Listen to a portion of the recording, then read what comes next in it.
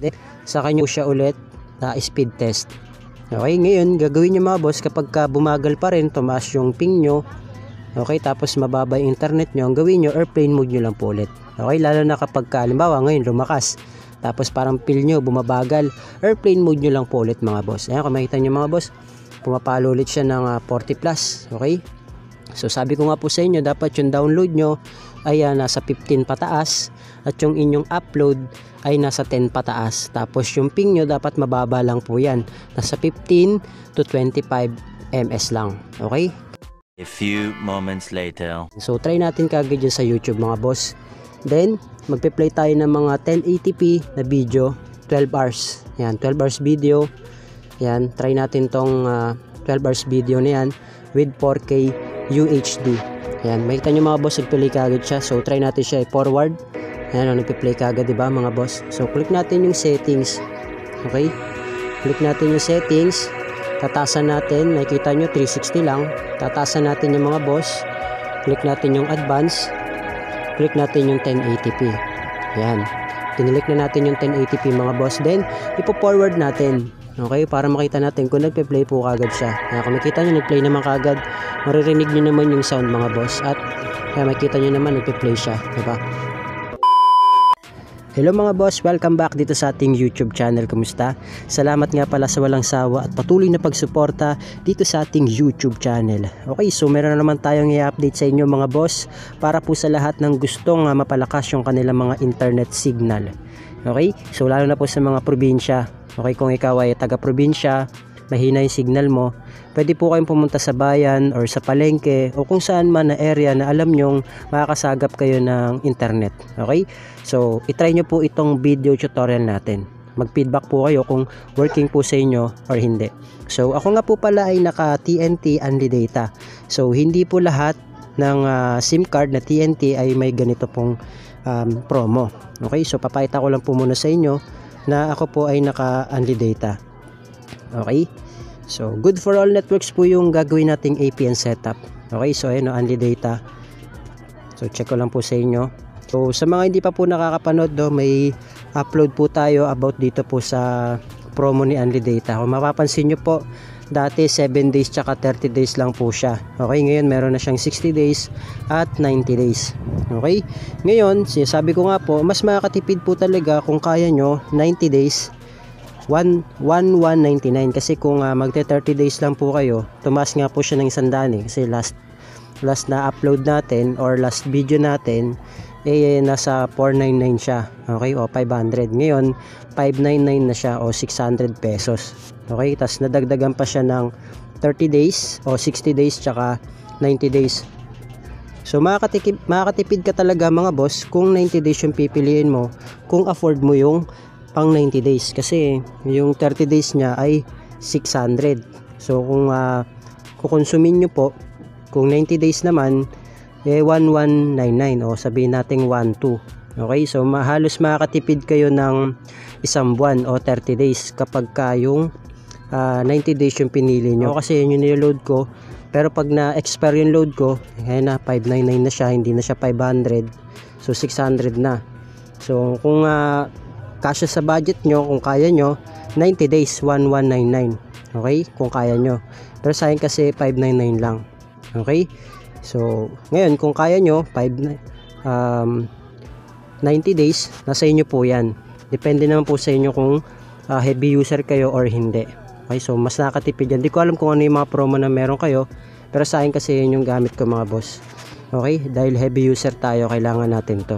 So hindi ko kaya, so hindi ko up, so hindi pwede sa akin yung mga 2 gig for 3 days lang, kasi nga heavy user tayo. Okay, so kailangan ko yung mga ganito na Unli Data. Okay, so papakita ko po sa inyo, i-play tayo sa YouTube para malaman nyo po na yun yung promo ko, Unli Data. Ayan, makita nyo, di ba? So ayan, ibig sabihin may promo tayo mga boss. Ngayon, ito po yung ating speed test, papakita ko po sa inyo. Okay, speed test muna po tayo para makita po ninyo. Yan.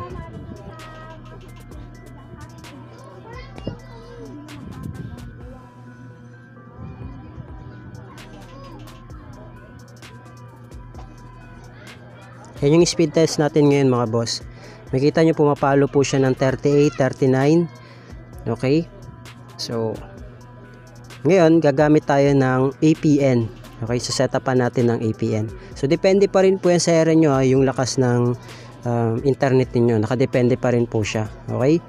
So, kung mahina talaga sa area nyo at ginamit nyo tong APN ninyo, nag-airplane mode na po kayo, kung tumas man yan ng konti, okay, so ibig sabihin yun na po talaga yung kaya ng internet area nyo, okay, yung signal nyo. Okay, so yan o, yung download natin ay nasa 32, yung upload natin ay nasa 7. So, ngayon mga boss, papakita ko sa inyo, ito yung setup natin. Okay, nagawan tayo ng tutorial.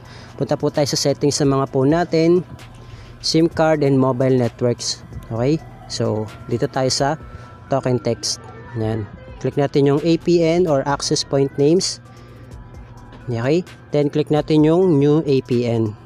So, ito palang tutorial natin mga boss. Pwede po ito sa GOMO. Pwede rin po sa dito. Okay? Sa mga naka dito SIM or GOMO SIM, pwede po ito. Lalo na sa mga naka GOMO, pa-feedback na lang po. Okay? Kung gumagana po sa inyo. So, maganda po kung mismo kayo GOMO user kayo, patry po kung working po sa inyo tong APN setup natin. So, working rin po ito sa mga naka dito. So, sa mga naka GOMO, hindi ko lang po sure. Okay? Kasi wala po akong GOMO. So, patry na lang po. So, yung name natin, ito po yung name niya. Sky APN 5G. So, kaya 5G po siya kasi yung bilis niya po ay pang 5G. Kahit na 4G lang yung phone natin. Okay, pwede po yan. Pero kung 5G talaga yung phone mo, mas high-tech ka, okay, mas maganda. Kaya yung APN natin, or kaya siya 5G, dahil 5G yung speed niya. Pero working yan sa mga naka 4G. Kasi katulad ng phone ko, 4G lang naman po yan mga boss. Okay, pero pang 5G na yung bilis niya. So, click natin yung okay. Dito naman tayo sa kanyang APN. Yung APN niya mga boss, ito po, sky.internet. Okay, yan po sky.internet. Click natin yung okay. Then yung username niya mga boss, ilagay nyo po at sky APN 5G. Okay po, ayan po yung username. Click natin yung okay. Then sa password mga boss, ito po yung kanyang password at sky APN. Okay, then click natin yung okay. Hindi naman tayo sa server mga boss. Ito po yung server niya mga boss, www.google.com. Click natin yung okay. Then authentication type mga boss, lagay nyo lang po dyan ay POP. At ang kanyang APN type, naka-default lang yan mga boss. Okay, lagay nyo dyan default. Click OK. Then yung APN protocol niya mga boss, lagay nyo po dyan ay IPv4, IPv6. Tapos yung kanyang APN roaming protocol, ganun din po, IPv4, IPv6. Then sa bearer niya mga boss, wala na po kayong gagalawin dyan. Unspecified lang po. Bakit unspecified? Unspecified po para po sa mga naka 2G, 3G, 4G, LTE, 5G. Okay? So, kung ikaw ay naka LTE, pwede namang LTE lang, pwede na naman dalawa. Okay? So, nasa sa inyo na po yan. So, sa atin, specified lang para pangkalahatan. So, click natin yung okay. Good for all networks po ito ha. Pwede rin po sa online games. Okay? Pwede na po yan. So, click natin yung more. Then, click natin yung save. Okay, then, click natin yung ginawa nating APN. So, click natin yung Sky APN 5G. Then, pwede po kayo mag-airplane mode ng at least 3 to 5 seconds. Yung airplane mode natin ng 1, 2, 3, 4, 5. Okay, para ma-refresh po yung data or internet. Then, saka nyo siya ulit na speed test. Okay, ngayon, gagawin nyo mga boss kapag bumagal pa rin, tumaas yung ping nyo. Okay, tapos mababa yung internet nyo, ang gawin nyo, airplane mode nyo lang po ulit.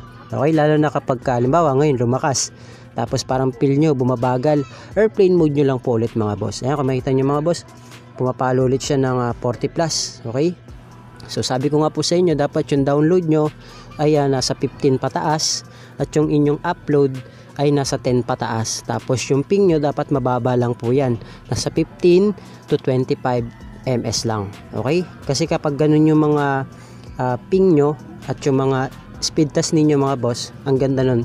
Okay, makakapag-play kayo sa YouTube ng 1080p o 12 hours na video. Okay, so ayan, maganda yung ating APN mga boss. Mababa yung ping natin, yung MS natin mababa, 19 lang.